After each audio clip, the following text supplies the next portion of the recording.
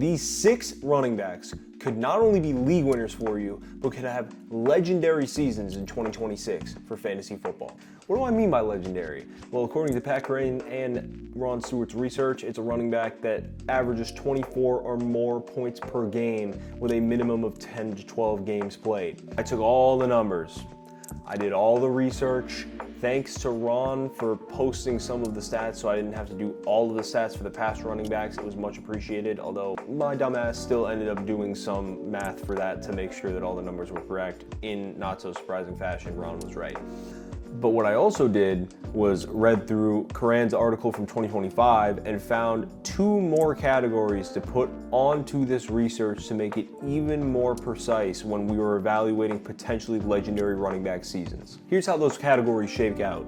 It is 100% for the past running backs from 2010 to 2025 that they have not changed teams the year that they went off, and they averaged 18 or more weighted opportunities per game.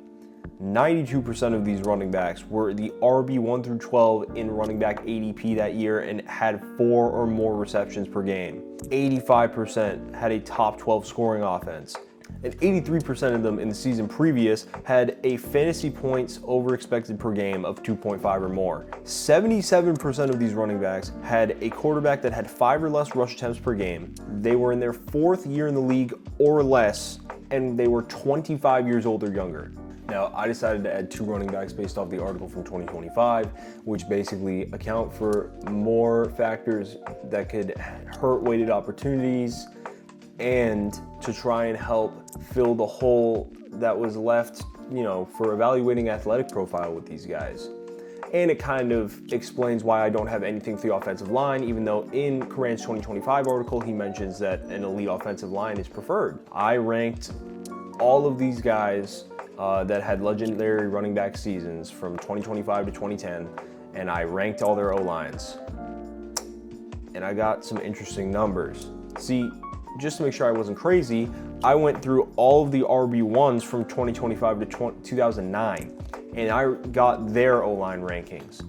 82% of those RB1s had an O-line ranked in the top 15, which is basically what I expected. However, when you're actually looking at the numbers for the running backs that have had legendary seasons, 24 points per game or more in PPR, the numbers completely change. 60% of those running backs had an O-line in the top 20, not even top 15, top 20.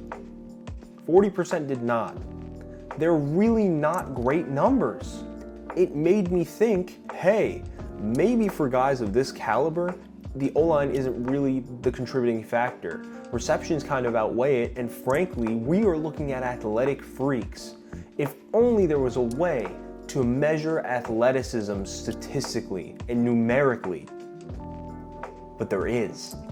RAS score. Now, RAS score, if you don't know what it is, it's a numerical system that MathBomb does during the draft every year. They take combine numbers, height, weight, size, arm length, speed, explosiveness based off bench press and, the 40 and the three cone shuttle, all these things, and they put them together to create a score.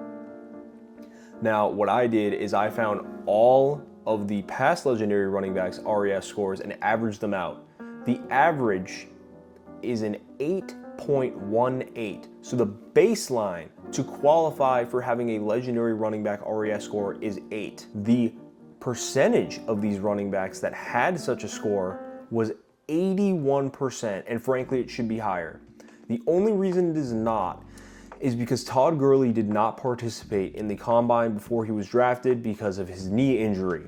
That being said, if he had participated, he would have probably had an 8 or higher. For what we know about Todd Gurley, he reportedly ran a 4.43 40 time in college. He is 6'1", 222 coming out of school. It's elite numbers. Based off the numbers we have, it would be pretty shocking if he finished with lower than an 8. So it probably would be about 90%, but because we don't have the exact numbers, I have to omit him from the percentages, which leaves us with 81%.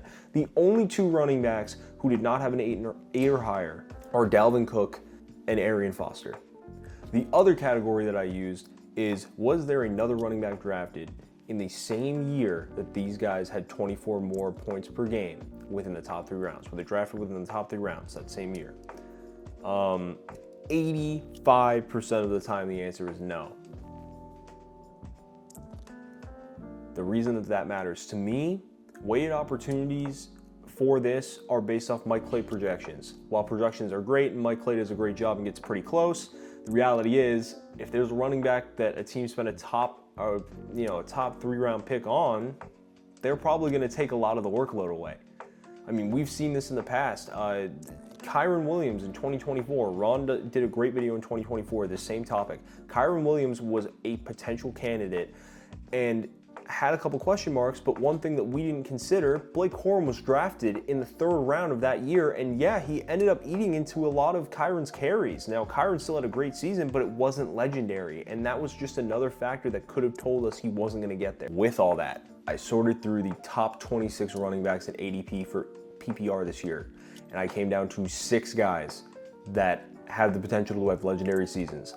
Those are Jahmyr Gibbs, Bijan Robinson, Christian McCaffrey, Jonathan Taylor, James Cook, and Omarion Hampton. Now, Jahmyr Gibbs and Bijan Robinson are frankly the 2 top runners for being a legendary running back. They both end up within 10 on the score chart. Now, the highest you can get is 11. I did a similar scoring system to what Ron usually does, a point for being within the criteria, half a point for being just outside the criteria, and then no points for being completely off of the criteria, right? And because there are 11 categories, the highest you can get is a point per category. 11 points is the highest you can get. Jahmyr Gibbs had a 10.5. And really the only thing that's holding him back from an 11 is because of Mike Clay's projections. He's projected for 17.7 weighted opportunities per game. I think it could be more. I think we might be overestimating how much Pacheco's really going to eat into those opportunities. Now, yes, he's going to get stuff on the goal line, but let's be honest, Jahmyr Gibbs is going to be able to score from anywhere, and he's going to make up for a couple of those lost touchdowns on the goal line when he scores from 70 or 60 yards out. It's just how it's going to happen. I don't think there's a world where Gibbs isn't at least close, like 23 points per game close. But he could honestly smash and just get the 24, no doubt. I would absolutely hammer Jahmyr Gibbs at the 1-1 or anywhere else if you have the opportunity. Bijan's a little different. My concerns with him lie in the touchdown category, right? It's not great. I'm not going to say that it's going to completely stop him having a great season. Like, he definitely should still be a top 5 pick in fantasy. It's just the problem lies in that his offense isn't really projected to score a whole lot. Last year, Bijan only had 11 touchdowns total. That's not a great outlook. Derrick Henry had 16 touchdowns total, and the guy doesn't catch the ball. So you're really limiting your ceiling when you're talking about a guy that might only get around 10 touchdowns again. Again, it's not like he had a down the year last year. This has kind of been his career. He's not really getting in the end zone. It's not his thing.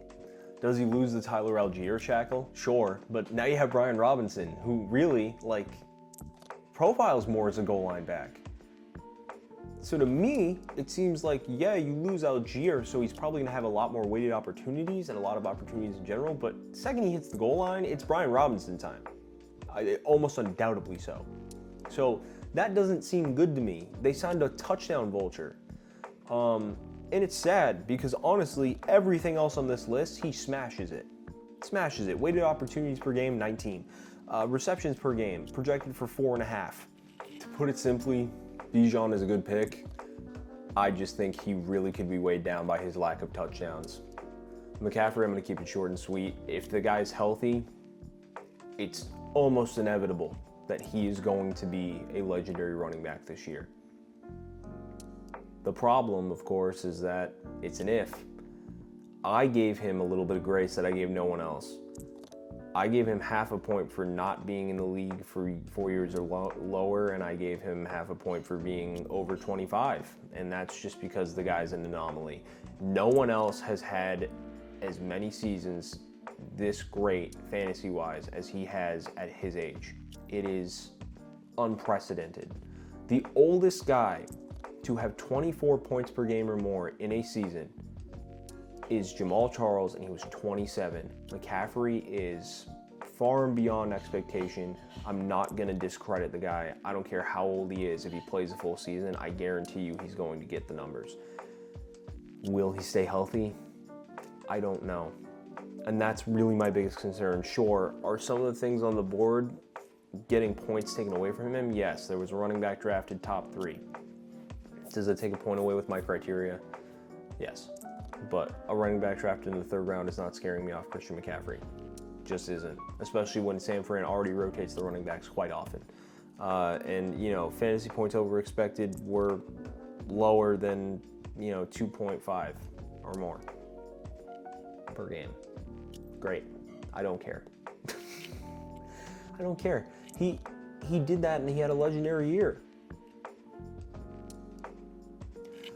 What that stat tells me is that they thought he was going to be more dominant than he was.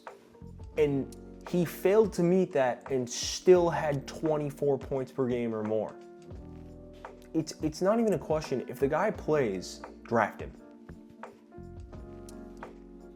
Jonathan Taylor is another interesting case. The weighted opportunities per game are there. The receptions per game are a little shaky, but I think we might be underselling his catching ability. And frankly, the only thing that's holding him back other than that is, how is his offense going to look? They're projected for 16th in points per game, but that really all depends on Daniel Jones. Because if he comes out and looks like he did at the beginning of the year last year, this could be a top 10 offense. If he comes out and looks like old Daniel Jones, this could be a bottom 10 offense. So that's what concerns me about this. Now, don't get me wrong. I mean, Jonathan Taylor always gets the opportunities. That's never been a problem.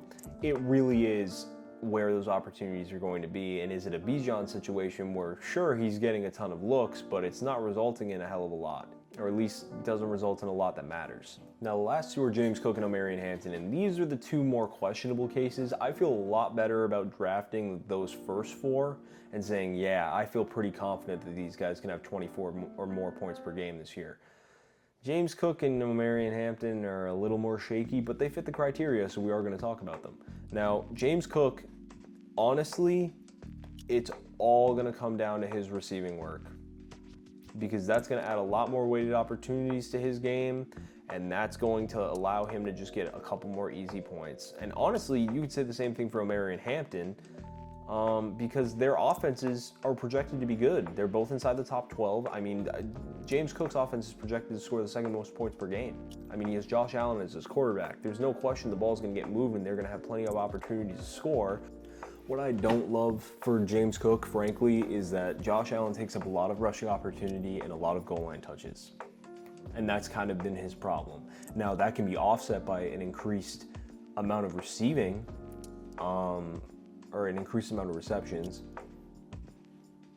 But DJ Moore's here now. They're going to want to feed him. We're looking at a completely similar situation to last year. Where are these opportunities really coming from? You got to hope that the coaching staff just says, okay, we paid James a lot of money, let's give him a little more opportunity with the ball. Or, hey, we need to make sure that Josh is healthy for the playoffs, let's stop running him so much. But I don't see either of these really happening, and that's where it gets shaky. Omarion Hampton is the biggest question mark here, and potentially the biggest win in all of fantasy. This guy is set up to have a monster season, and is only the RB10 consensus. Is he projected to get 18 or more weighted opportunities per game? No. Is the projection 100% valid? No. And honestly, I think we could see his receiving work go up quite a bit. The guy can really catch the ball. And what he does after the catch, I mean, if you watched any Chargers games last year when he was really healthy, you saw it. The kid's potential is limitless. It's about how many opportunities they give him. Now, his RAS score is through the roof. His offense is projected to be top 12. I think it could be better. Mike McDaniel's a genius. It really is going to come down to, okay, Omarion's here. He gets the system. How much are they going to give him the rock? Because if he gets 18 weighted opportunities a game, or even 17, I think he's well within 24 point per game territory. He has the talent. He has the physicality for it. He has the physicals for it. He has the coordinator. He has the quarterback. He has the offense. It is just about opportunity. And it's the one thing we really can't measure here. So if he gets to 18 weighted opportunities per game, yes, I know I said 100% of the time that happens, but I'm saying the trend does not change here. He's going to get 24 points per game. I am hammering Omarion Hampton in every draft I can. I think that the value is way too good to not take a chance on him. And frankly, even if you're wrong, I don't see how this guy doesn't at least have 18 points per game and gives you a solid running back season.